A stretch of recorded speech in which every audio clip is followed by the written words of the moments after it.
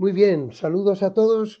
El libro que nos ocupa presentar hoy es el de la breve historia de la literatura universal, cuyo autor es Enrique Ortiz Aguirre, el que les habla.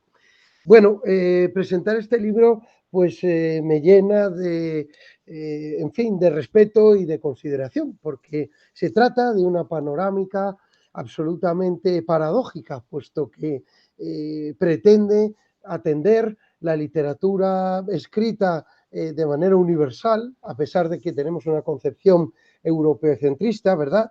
Y tener en cuenta una cronología amplísima y sin embargo pretender ser breve. Bueno, esta paradoja, casi oxímoron que late en la obra, pretende traducirse mediante un discurso crítico, vivo y siempre dialogante. La obra pretende en todo momento establecer un diálogo entre los distintos lenguajes artísticos, de manera que el cine, la pintura, la escultura se den la mano, ¿no? Como podremos entender un poquito más adelante. Este libro, publicado en 2019, pretende arrancar desde los inicios de la literatura, pero añade un capítulo arriesgado, espinoso, que suele evitarse en este tipo de libros, que corresponde a la parte conceptual, de manera que intenta definirse una aproximación, asedios al concepto de literatura universal, desde sus propios inicios, ¿no? Con la figura de Goethe y el concepto de la Welt Literatur, hasta, bueno, pues concepciones más actuales, más modernas. Todo ello para demostrar la necesidad de una literatura transnacional, abrazar proyectos literarios que superen las barreras geográficas sin renunciar a ellas y establecer un diálogo de corte universal, artístico, estético y profundamente humanista. De esta manera, el libro tiene este capítulo inicial que comentamos, puramente conceptual, después anticiparemos algunas ideas, y después va abordando desde las apasionantes y apasionadas literaturas antiguas, en un viaje al origen, ¿verdad?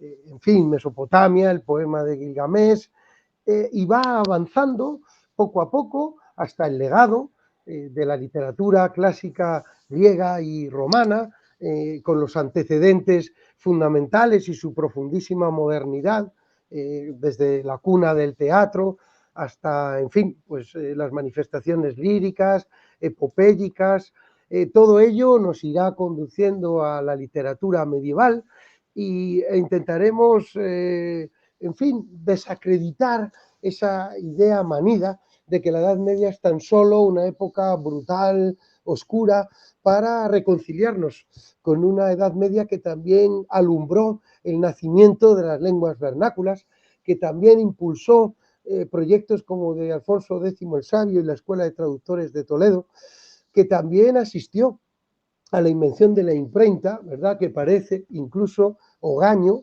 un invento mucho más revolucionario desde el punto de vista cultural que la informática o Internet, ¿verdad? Por su enormísima repercusión. En fin, intentamos analizar la evolución del juglar hasta el trovador culto, ya en el prerrenacimiento, y asistir a la llegada del humanismo con ese, bueno, ese protagonismo de Petrarca, absolutamente esencial, y la llegada del Dolce Stil Nuovo, ¿no? Que tiene unas resonancias de primer orden. Además, intentamos en esta literatura universal introducir de una forma natural, poliédrica y holística, también elementos de la literatura española que sin duda alguna forman parte de este mapa general.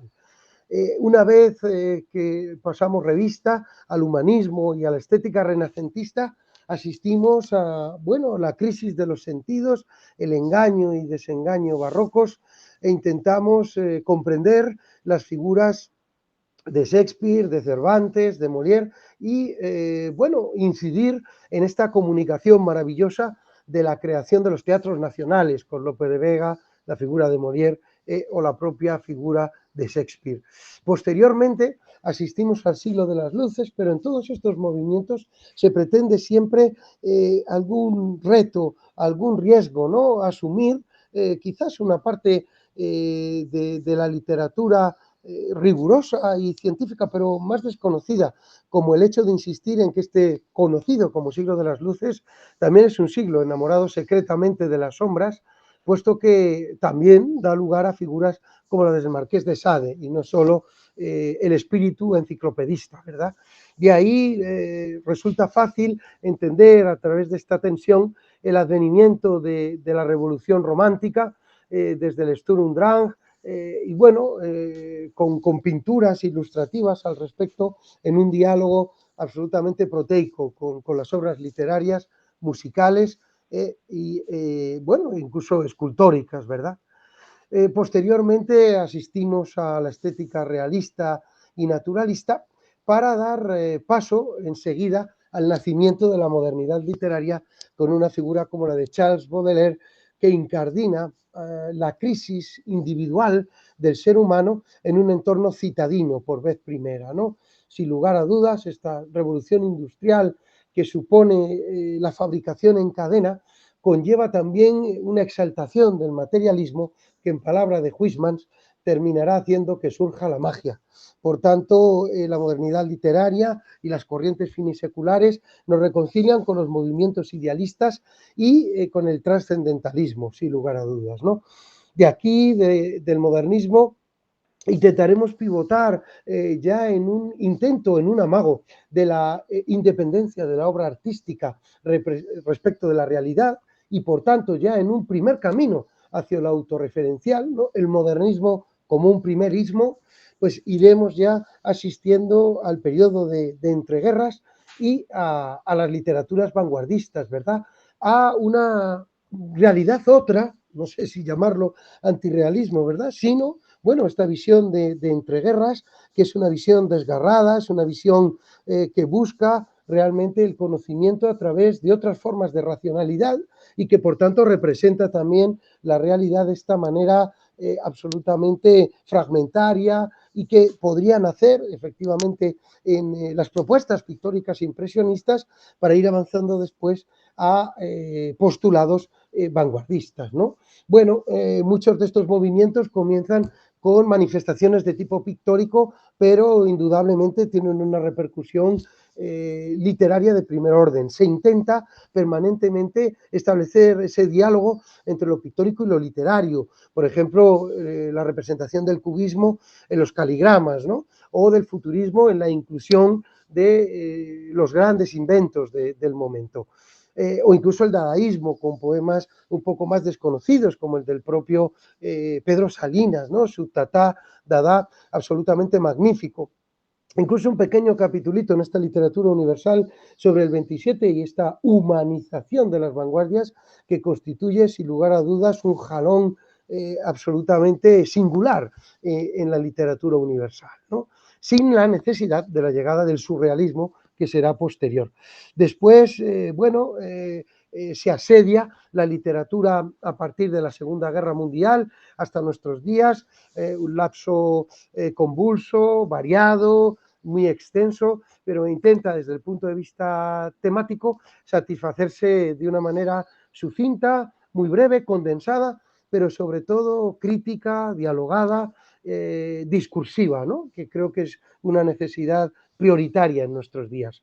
Además, se añaden dos capítulos, uno exclusivo para la literatura hispanoamericana, puesto que en muchas ocasiones tiene una voz muy asordinada en la literatura universal, muy marcada por la literatura europea, y bueno, pues se hace casar toda la evolución de la literatura hispanoamericana en su encuadrada o encardinada en una literatura transnacional.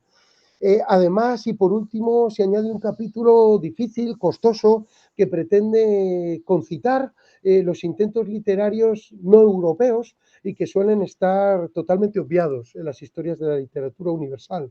Por tanto, se proponen, se plantean aproximaciones a una literatura china y japonesa, a las literaturas africanas, a las eslavas o a las árabes. En ese intento honesto, honrado, de incluir en una llamada literatura universal representaciones realmente, bueno, pues generales de los continentes, ¿no? Y representativas en este sentido. Bueno, ¿en qué se basa o cuál es el elemento fundamental que puede explicar, ¿no? El demiurgo que organiza, que articula todos estos contenidos que pretenden ser competenciales, significativos, contextualizados, siempre, ¿no? Bueno, pues tiene que ver, y esto se aborda precisamente en el primer capítulo, en el capítulo conceptual llamado capítulo cero, ¿verdad? Donde intenta plantearse una aproximación a la literatura universal con el fin de romper las barreras nacionales para poder explicar la literatura, y por otro lado, inspirado en las magníficas teorías nietzscheanas acerca de la evolución estética en todos sus órdenes, ¿no? En virtud de la cual, en una pequeña reinterpretación, pero basándose en sus postulados, podemos encontrar que, según Nietzsche, el arte podría basarse en dos pulsiones que no son opuestas, sino que se necesitan, que se cumplimentan, que se exigen, que se dinamizan. Una sería la de lo dionisiaco y, por tanto, una concepción del arte sin normas, una concepción del arte caótica, desorganizada, en donde lo canónico no tiene lugar, una indagación en otro tipo de racionalidades y de formas, y por el contrario, una pulsión apolínea que preconiza precisamente lo armónico, lo contenido, y por tanto concibe que lo artístico necesariamente ha de serlo sujeto a unas formas canónicas.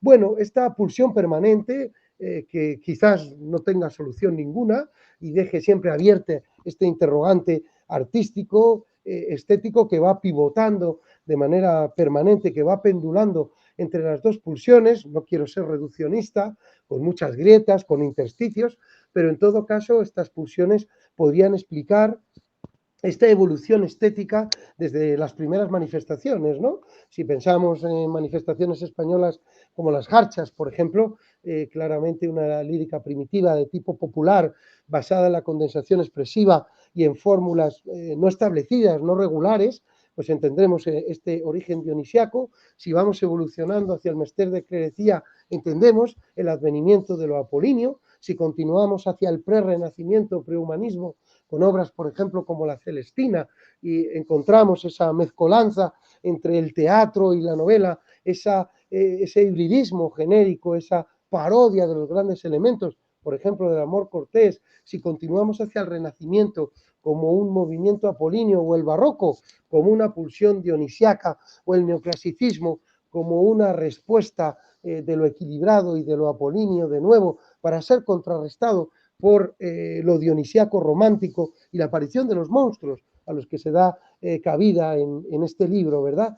Si continuamos hacia la representación artística como una representación del entorno desde las concepciones realistas o en algún extremo naturalistas, entendemos el advenimiento de lo apolíneo, y las corrientes finiseculares volverían a reconciliarnos de nuevo con lo dionisiaco. Este péndulo permanece y continúa, con la dificultad de discriminar el momento en el que nos encontremos ahora, puesto que la perspectiva es fundamental, pero ciertamente la pulsión nietzscheana, la estética, se mantiene, y esto nos permite tanto hacer dialogar obras que pertenecen a pulsiones en principio encontradas, pero que se necesitan, complementarias, ¿verdad? Y no opuestas, cuanto, bueno, a poner en relación obras artísticas, literarias, pictóricas, musicales, en fin, cinematográficas, que realmente casan o explican a través de un lenguaje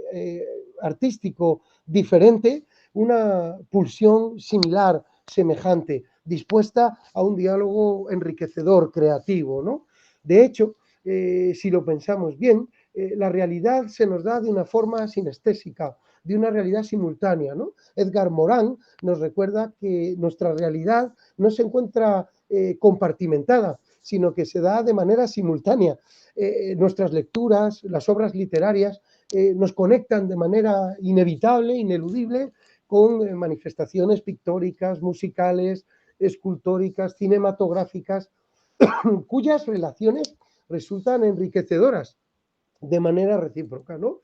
Si pensamos, por ejemplo, en una obra como El triunfo de la muerte, que podemos ver ahora mismo, muy semejante, muy próxima a la composición de La Celestina, entenderemos, bueno, pues la influencia de la peste en obras artísticas como esta de la pintura, pero que aparecen sin duda alguna en las danzas macabras de la literatura universal o en la propia Celestina, ¿verdad? Donde podemos ver al precipitado Calisto en esta pintura, ¿no? O podemos ver a los enamorados un tanto ajenos a la muerte que realmente es capaz, ¿no? De conquistarlo todo, como si el plantus de Pleberio, ese mundo desierto, espantable, se dibujase, se pintase ante nuestros ojos, ¿no? Con este libro, por tanto, se pretende una reivindicación de la condición libérrima del lector, de la condición proteica, dialogada, no compartimentada, no meramente historiográfica, sin renunciar a la importancia contextual sociohistórica, se pretende una permeabilidad entre las obras artísticas que nos reconcilien con el placer lector, ¿no? Una necesidad absolutamente urgente en nuestros días cuando buscamos lectores, es decir, personas que se acerquen a la lectura por placer y no leedores, en el decir de Pedro Salinas, es decir, personas que se acerquen a la lectura por obligación o por necesidad.